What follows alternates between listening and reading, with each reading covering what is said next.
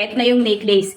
Eto na ang necklace na maipipresent ko sa inyo na talaga namang good na good ipang regalo. Bakit ba kasi? Beb, may mga letters, okay? May mga initial dyan. Mamimili ka na lang sa link kung anong initial yung gusto mo. O eto, pinadalhan tayo, letter M daw. O ayan mga pangga ko. Ang kinaganda dito, napakaganda ng pinaka-pendant niya kasi nga initial na siya. Tapos yung ayan o, yung pinaka-chain niya, beb, ay nako, hindi ka nalugi dahil makapal, non-faded, non-tarnish at hindi nangangalawang. Papakita ko ang appearance sa inyo kung gaano kaganda pag suot-suot mo.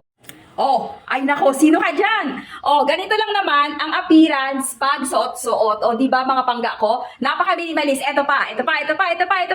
Baka magulat ka. Baka ayaw mong maniwala. Kasi napakamura. Oo, tama ka lang narinig. Abot kaya at kahit sino pwede mag-avail kasi bagsak presyo to ngayon. Sobrang baba na. May napakaganda ka na. Napaka-quality pa na necklace. Wala lang siyang magandang box na lagayan. Pero beb, kung pang regalo, nako sinasabi ko sa inyo, napakamura at napaka-quality pang diinan. Pwede mo itong i-swimming, pwede mong iligo, tsaka pwede mong ihugas. Pwede mo lang i-swimming, tsaka pwede mo siya iligo, mga pangga ko. Naka-discount sale to ngayon. Talagang quality, teka, yung matanggal, wait lang. Okay, ito ha, papakita ko uli sa inyo. Ayan niya ang appearance niyan. Pag sa malapitan, grabe guys, discounted talaga to ngayon. I-check nyo na sa Yellow Basket habang mura pa, kasi napakasulit talaga niya.